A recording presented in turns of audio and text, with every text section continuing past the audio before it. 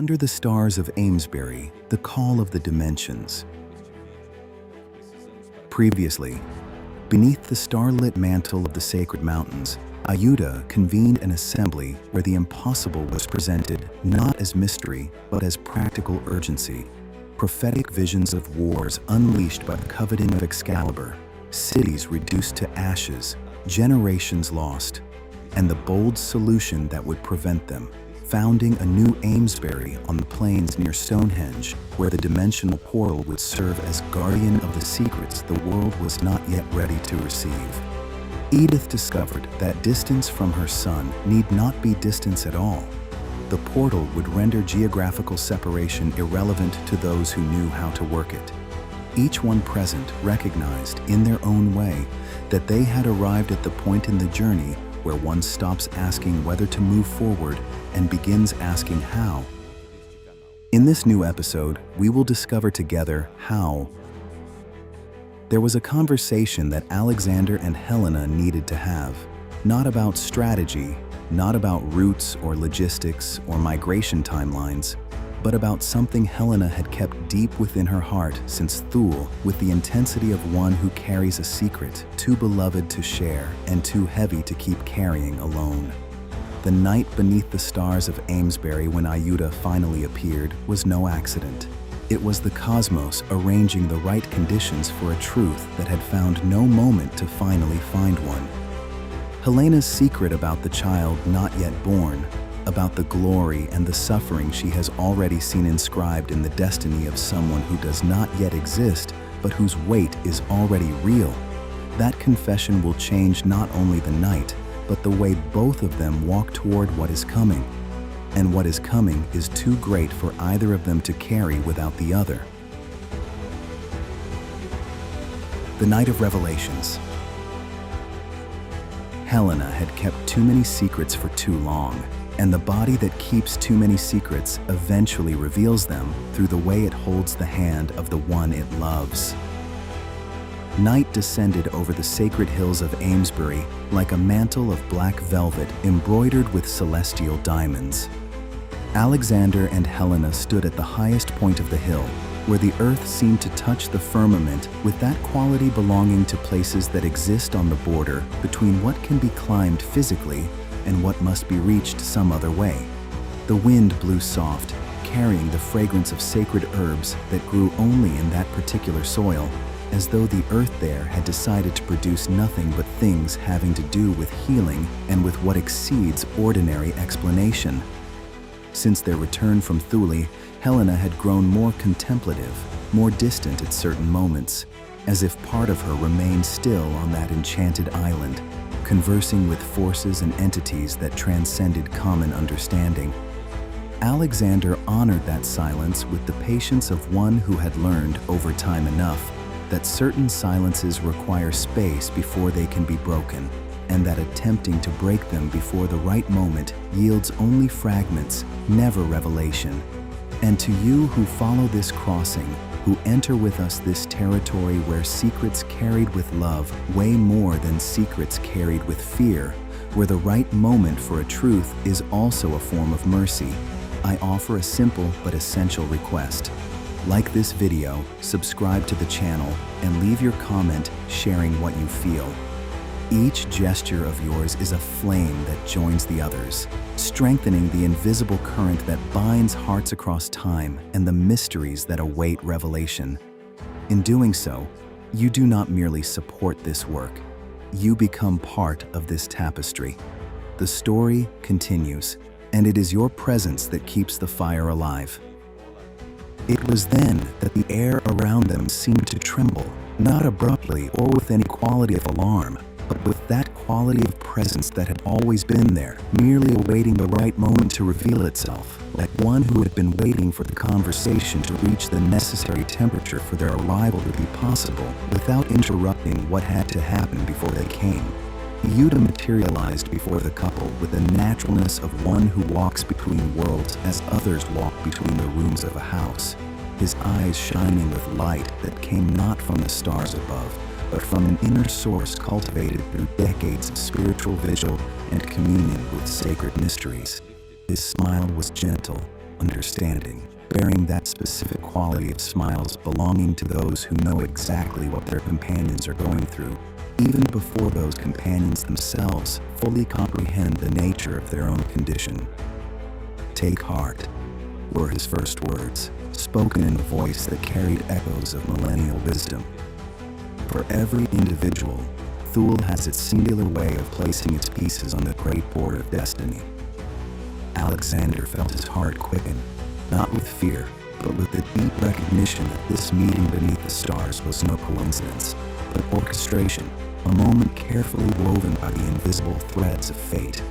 The stars above seemed to pulse with greater intensity, as though they were cosmic witnesses awaiting the words Iuda was about to speak, words that would alter not only the course of their lives, but the destiny of generations not yet born. The return from Thule and its mysteries. There are truths that can only be spoken when someone summons them, not because they were hidden, but because they were waiting for the right interlocutor so that they might carry the impact they deserved to carry. "I understand you succeeded in Thule," said Iuda, his voice echoing softly in the night with that specific resonance belonging to statements that need no confirmation because the one who utters them already knows the answer. His eyes moved across both their faces, reading in their expressions what words had not yet said. That reading of the guardians that is not intrusion, but recognition. The difference between one who examines and one who simply sees. It was magical, and at the same time deeply mysterious, Alexander replied, his voice carrying a mixture of reverence and unrest that came not from doubt about what he had experienced, but from the weight of one who had understood that what he experienced had permanently altered what he is capable of experiencing from that point forward. "I apologize for not coming to you directly so that we might speak about the sword and the other mysteries." Iuda smiled with an understanding that transcended earthly judgment, a smile like the rising sun that asks no explanations of the moon for having given light through the night. There is no trouble at all. For every individual, Thule has its singular way of placing its pieces on the great board of destiny. Every soul that enters that sacred island passes through trials unique to them, designed specifically for their self-development or social development, should that person's life be intimately bound to someone with whom they share this crucial moment of transformation. He looked at the couple's intertwined hands with that particular attention that is not indiscretion, but recognition of where the deepest truth of the scene is residing in that moment. It was then that Helena, sensing the opening created by Iuda's gentleness, took the word. Her voice trembled slightly as she began, like the string of a harp touched for the first time after a long silence, which needs a moment before it finds its proper tuning. The young doe led us to the entrance of the sacred grotto, walking with a wisdom that seemed as ancient as the stars themselves. And as we entered the cavern, she hesitated, and in that hesitation, there was not an absence of courage, but the weight of one who is about to say something that, once said, cannot be unsaid. The ancestor emerged from the eternal shadows, and Excalibur gleamed at the bottom of the translucent spring with a devotion bordering on religious adoration, as though the sword were a talisman containing all the secrets of creation. Iuda inclined his head, his eyes closing briefly, like one who accesses memories that are not his alone, but belonging to an entire lineage of guardians who had passed through that same place of understanding before he arrived there. "You were put to the test," he replied in a voice that had taken on a different quality, deeper, as though he spoke not merely with his own voice, but through it. "And you have come through very well." His eyes fixed upon Alexander with an intensity that seemed to penetrate not only his flesh, but his very spiritual essence. "Alexander, you are descended from the ancestor you saw in the grotto. He lived and lives in a time we might call the past, but the great truth that few comprehend is far more extraordinary than that. The world in which the ancestor finds himself is not simply the past as you conceive it. It is a version of this very dimension, existing in parallel to the now that you experience. Imagine this earth as a tree with countless branches, each branch being a different version of the same fundamental reality, each one flowering with its own possibilities and choices. A pause bearing the weight of a cosmology that exceeds entirely any map any cartographer has ever drawn. The ancestor finds himself at this very moment in his own age, fighting battles that for you have already been fought, but for him are happening now, in the eternal present that is the only real thing across all dimensions. Cycles of war and peace. There are truths about the world that arrive as consolation and as burden at the same time. Truths that cannot be carried lightly because their weight is precisely what makes them true. Iuda began to walk slowly around the couple, his robes flowing as though moved by a wind only he could feel. This world, this version of the earth in which you now live, has passed through many wars over the centuries, and many others will yet come. His voice carried not pessimism, but the serene acceptance of one who comprehends the greater cycles of existence with an understanding that is not resignation but vision. The difference between one who has seen enough to know that the patterns repeat and one who believes each repetition is the first. In spite of the indescribable suffering these wars cause, the tears shed, the hearts broken, the lives cut down before their time, they also bring back with them, like an inevitable tide, the harmony and peace that men tend to lose along the way during the years that pass in tranquility and prosperity. Humanity, in its evolutionary journey, Iuda continued, seems to require these cycles of destruction and reconstruction, of chaos and order, so as not to stagnate spiritually. It is like the fire that destroys the forest, but whose ashes fertilize the soil so that new life, stronger and more resilient, may take root. Helena closed her eyes, feeling the truth of those words resonate in a deep place within her soul. In that space where her prophetic visions dwelled, where she had seen things that confirmed exactly what Iuda described, but from an angle that exceeded entirely any historical analysis. But the principal purpose of this conversation of ours beneath these ancient stars is not solely about the changes and turbulent days that may arise on the horizon of time. Iuda's eyes shone with a more intense light, reflecting something beyond mere starlight. The true purpose is to speak about the preparation of singular figures who must emerge at crucial moments in history in order to lead the masses toward the collective good. He gestured broadly, as though encompassing not only the hills of Amesbury, but all the lands of Brittany and beyond. Figures who will become living legends, whose memory will be preserved across countless generations, whose names will be pronounced with reverence long after their physical bodies have returned to the earth.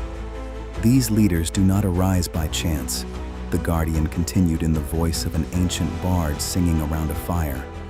They are forged through specific ordeals, tempered like swords in the furnaces of suffering and of overcoming, meticulously prepared by destiny for the exact moment when they will be needed. Alexander felt a shiver travel his spine, not of fear, but of deep recognition that he was about to understand something fundamental about his own role in this great tapestry. And it was at this precise moment that something changed in Helena's countenance. Her eyes, which had been fixed on Iuda, suddenly seemed to look through him, through the hills, through time itself. Her pupils dilated, and her breathing grew shallow. Alexander recognized the signs immediately. She was reliving with renewed intensity that vision she had received in Thule, which she had kept in silence ever since, with the care of one who does not know whether the love she feels for the one with whom she would share the vision is strong enough to sustain the weight of what that vision contains. Helena's secret. There are secrets we keep out of love for ourselves, And there are those we keep out of love for another, trying to protect them from the weight of knowing before it is necessary to know. Helena's secret was of the second kind, and carrying it alone had cost her more than she had anticipated. Tears began to form in Helena's eyes before she could even find the words. Alexander, ever attentive to the slightest signs in his beloved, immediately enfolded her in a protective embrace, creating a safe space where she might finally release the burden she had been carrying since Thule. Iuda remained in respectful silence, his compassionate eyes observing the scene with the patience of one who understands that certain secrets require sacred time and space before they can be revealed. "Helena, my love," Alexander murmured against her hair. "What is it that has weighed so heavily upon your heart?" With a voice thickened by emotion, Helena began to share what she had seen. "I had a vision," she said, the words emerging broken by tears that now flowed freely. "A vision so real, so visceral, that I can still feel every emotion as though it were happening at this very moment." She breathed deeply, drawing strength to continue with that particular courage belonging to moments when there is no longer a choice between speaking and staying silent, because the silence has already grown heavier than the truth. "I saw a magnificent man, radiating a glory that was not merely earthly but divine. He approached a rock, a specific rock I can see clearly in my mind, whose exact location is engraved upon my soul." Alexander held her tighter.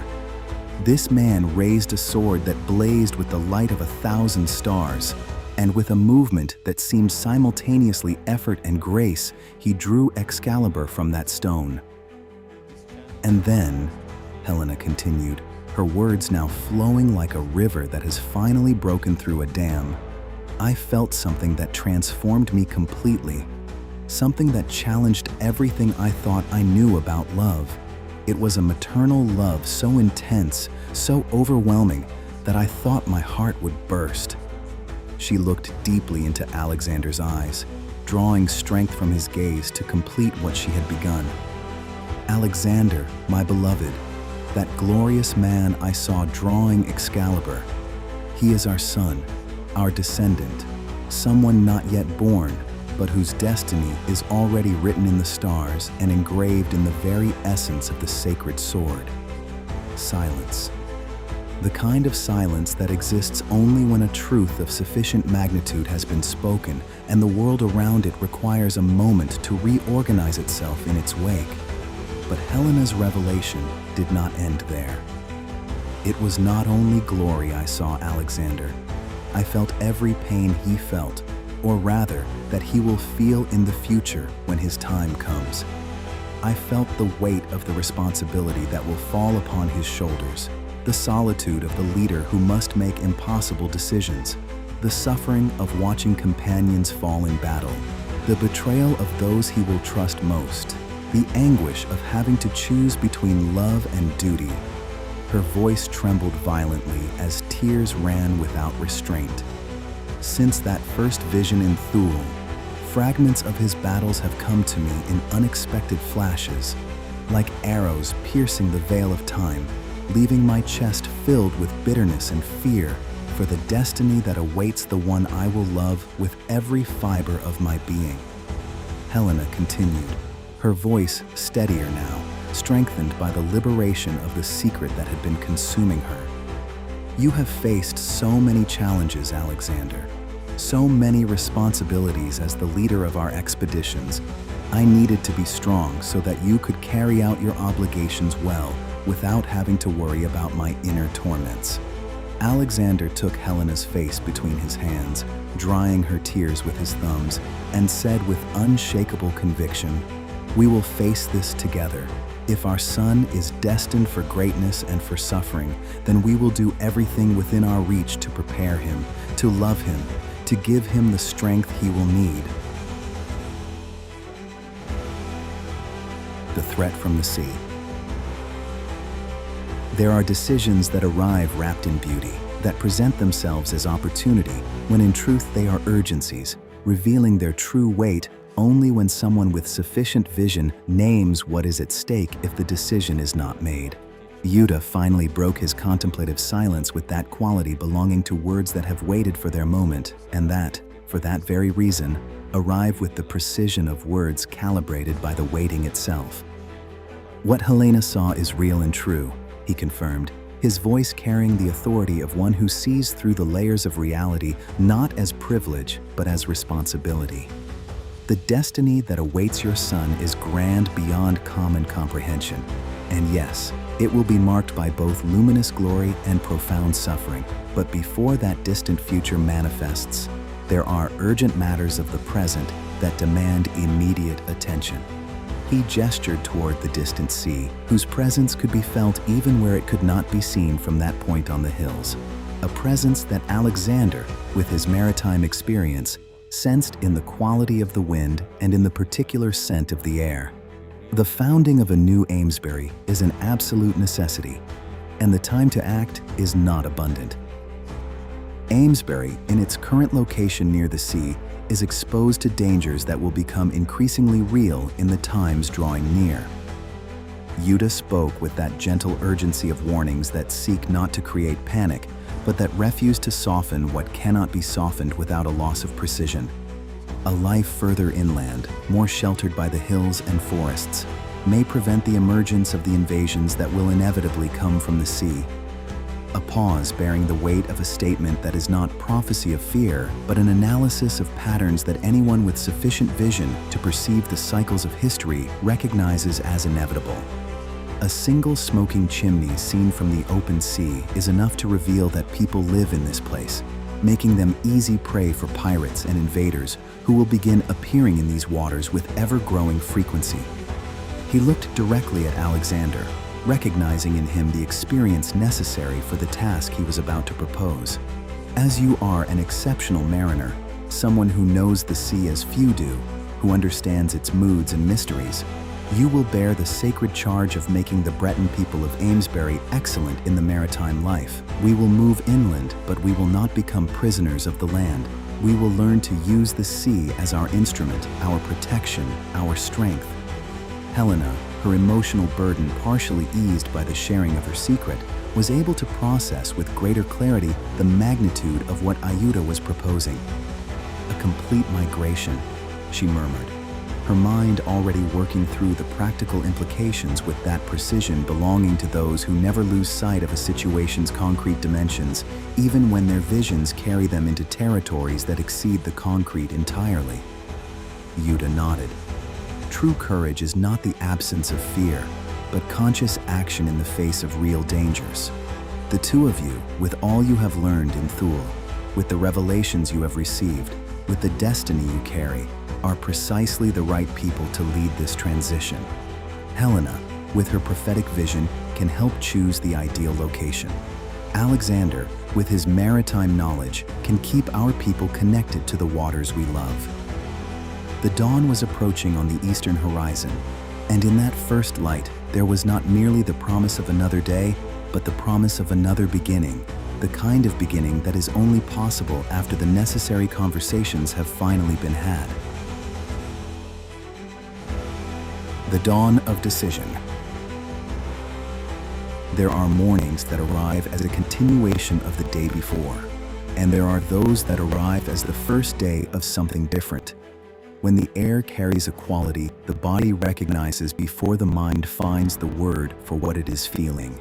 The golden light of dawn poured over Amesbury like luminous honey, filling every corner of the village with the renewed promise that only a new day can bring to those who spent the previous night doing what needed to be done.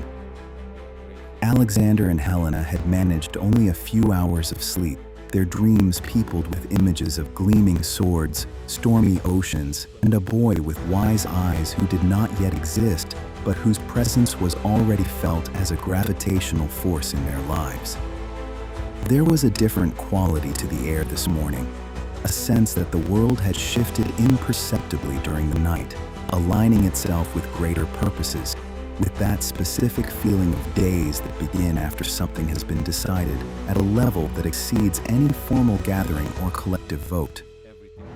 In the main hall of the temple on the hills, others had already begun to assemble for the morning meal, with that particular mixture of people who had slept deeply and people who had spent the night in contemplation or worry, visible in their faces with the clarity that the specific exhaustion of each kind of night produces. Iuda was already present, seated at the head table, his ancient eyes observing each person who entered with the silent attentiveness of one who reads entire stories in facial expressions and the language of the body. When Alexander and Helena entered, he nodded discreetly, indicating seats reserved beside him with that arrangement of places that was never accidental when Iuda was involved, always communicating something about the relationships and the roles the gathering would require of each person. It was then that Iuda, judging the moment appropriate with that temporal precision belonging to those who know that how long to wait before speaking is as important as what is said, raised his hand slightly, a subtle gesture that immediately brought respectful silence with the efficiency that only genuine authority produces. "Friends," he began, his voice carrying that special quality that made everyone lean forward to hear more clearly. "The moment has come to speak about something of great importance for all of us, for our families, for the future of Amesbury." Iuda wasted no words on unnecessary preamble. With the direct honesty that characterized his leadership, he presented the situation plainly. Amesbury, in its current location, was dangerously exposed to threats coming from the sea. "I do not say this to sow fear," he explained, with the calm of one who delivers unwelcome news without cruelty and without the softening that would render it imprecise, but to cultivate wisdom. Acceptance and planning.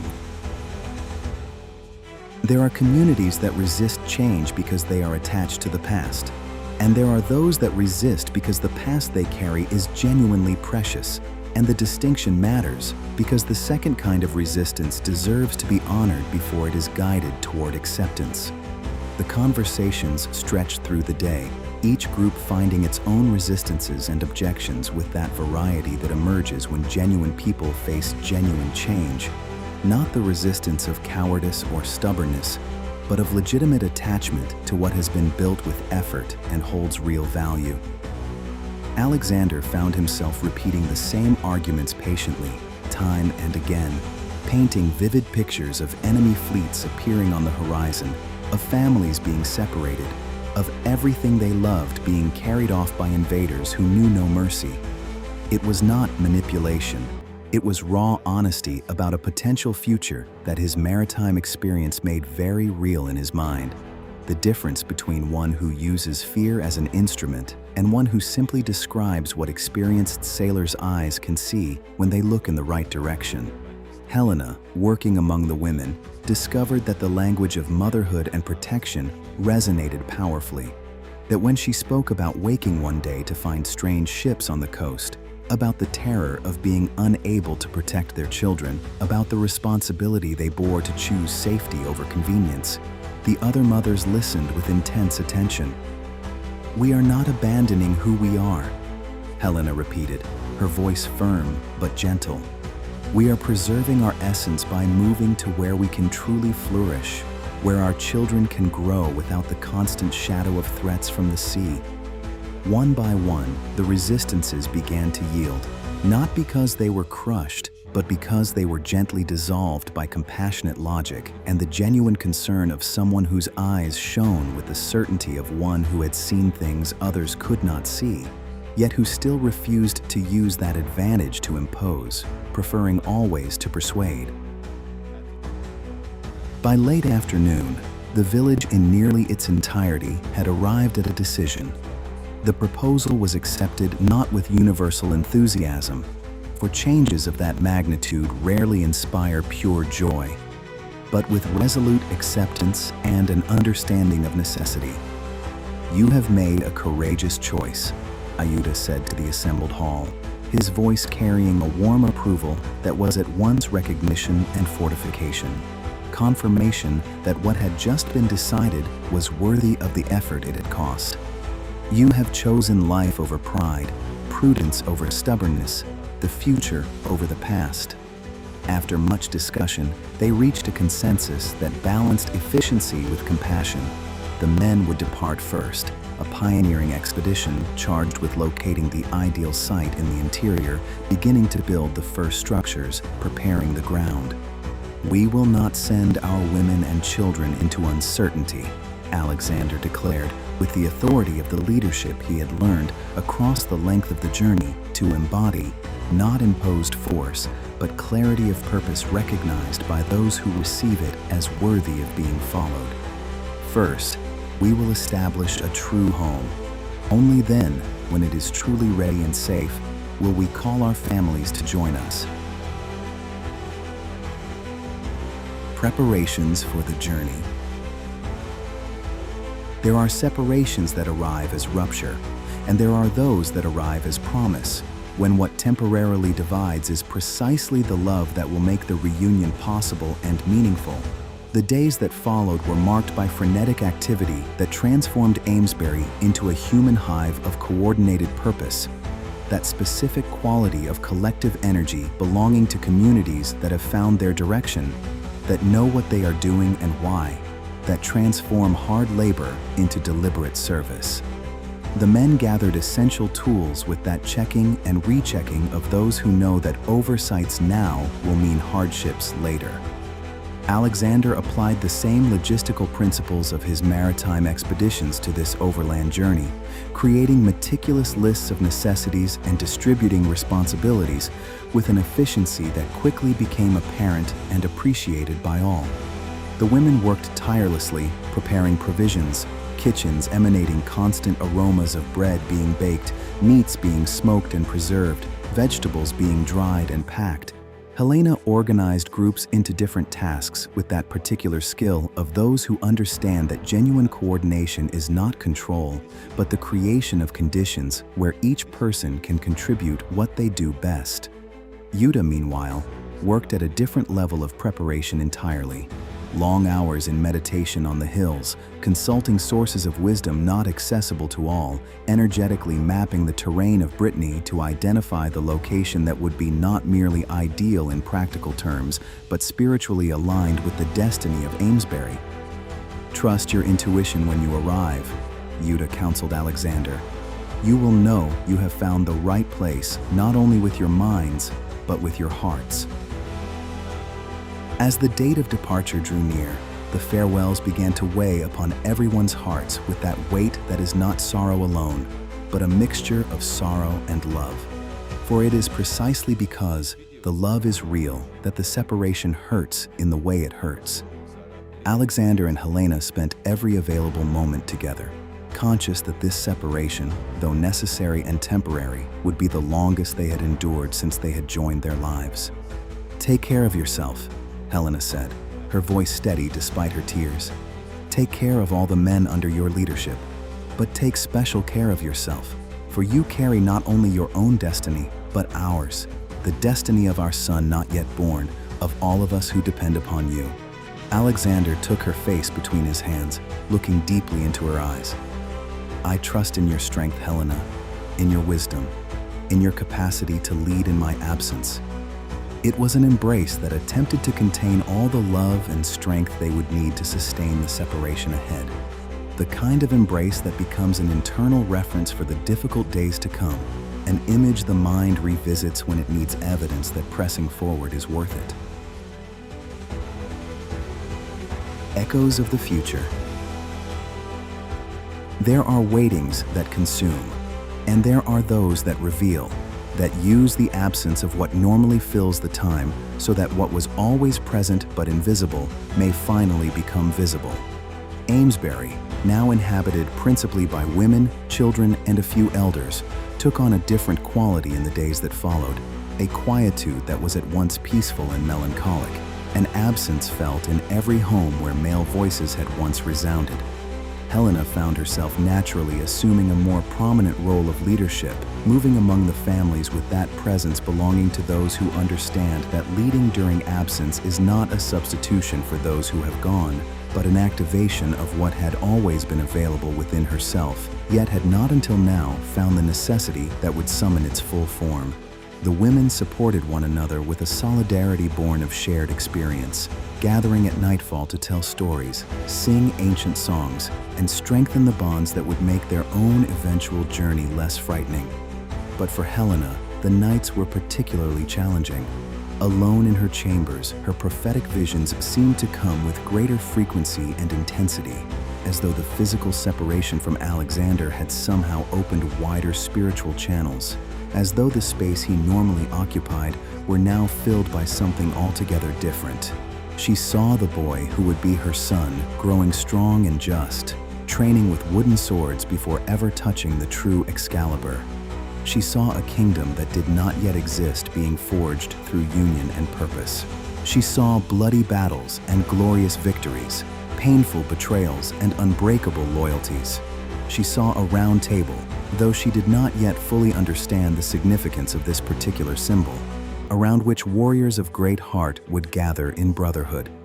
In every vision, she felt the weight of destiny as a physical force pressing against her chest with that specific pressure of knowledge that cannot be unlearned, that permanently alters the way one inhabits the present.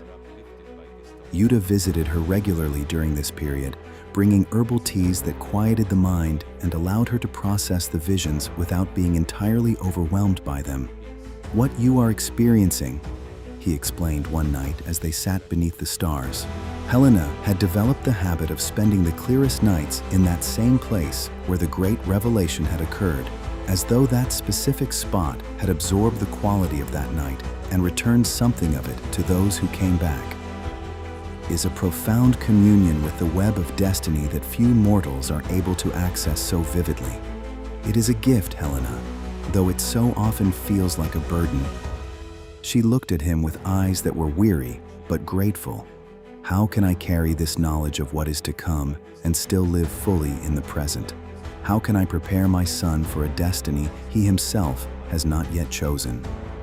Iuda smiled with the wisdom of one who had faced these same questions before and survived them without losing either the wisdom or the humanity.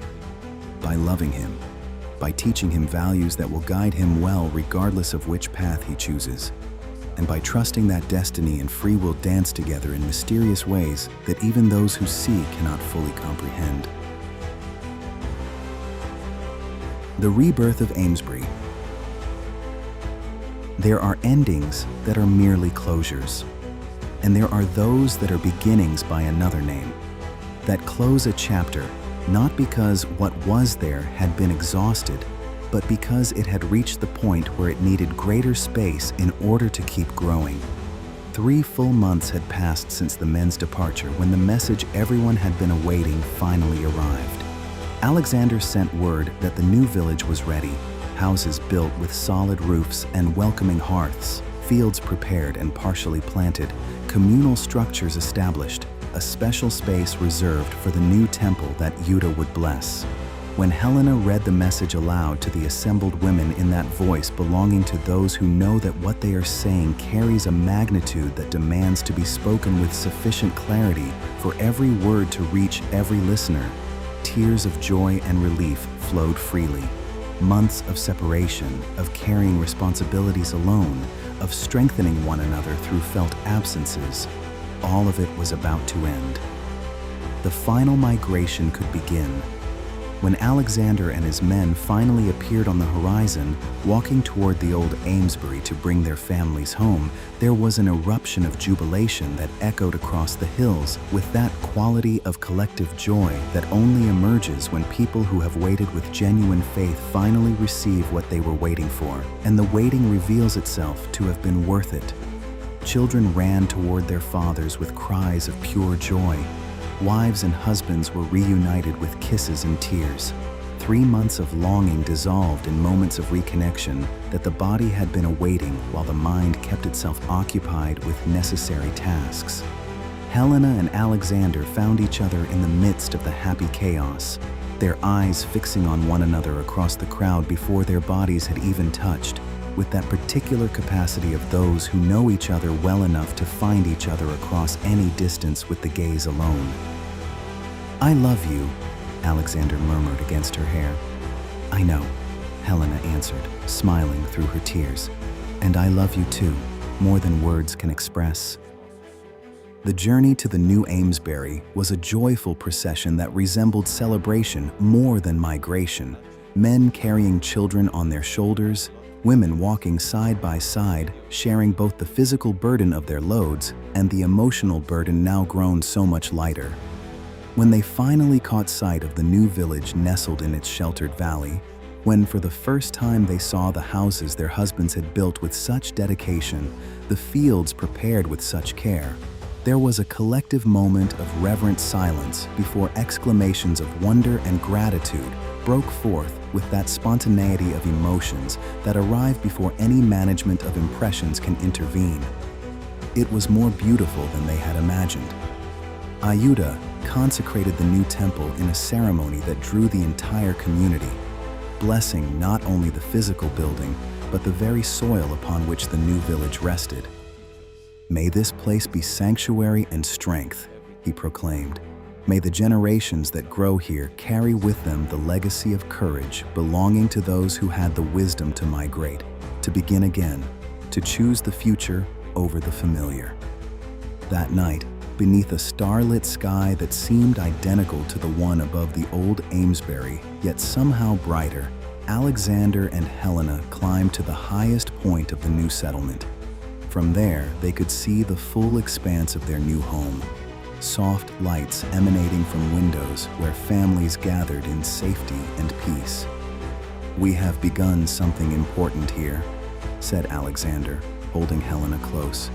"Not merely a new village, but a legacy that will extend across time." Helena looked up at the stars, thinking of her son not yet born, of the destiny that awaited him, of the sword he would one day raise, of the suffering and the glory she had already seen inscribed in a future that still needed decades to arrive, yet was already as real as the stars above them. "Yes," she agreed softly, "a legacy that will endure for millennia, stories that will be told when these buildings are dust, when our names are legends whispered in the dark, when Excalibur itself is more symbol than object." They remained there for a long time, silent witnesses to the first chapter of something far greater than either could fully imagine. Amesbury had been reborn, and with it, the promise of a king still to come, of a kingdom to be forged in honor and sacrifice, of a love that would cross dimensions, ordeals, and the very fabric of destiny. The future called, echoing across time, and they were ready to answer it with everything the journey thus far had made them. In the next episode, the new Amesbury is founded, the portal of Stonehenge is near, and Nevim, who has guarded his secret for centuries awaiting the moment when it would need to be revealed, begins to prepare the ritual that Iuda described at the Assembly of the Sacred Mountains, the activation of the dimensional portal that will allow not only Edith to travel instantaneously to her son's side, but Excalibur to be kept in a state of semi-manifestation, present and inaccessible, influential and concealed, awaiting the bearer who will prove worthy of it. Helena begins to understand that the visions she has received are not merely portents of a distant future. They are the map for what must be done now. The son not yet born will need a father who knows what has been built for him, a mother who knows how to prepare someone for a destiny that exceeds entirely any possible preparation, yet still demands to be prepared for. And Excalibur, in its cavern outside of time, begins to pulse at a frequency that Nevim recognizes, and that makes him understand that the moment he has kept for so long is finally drawing near.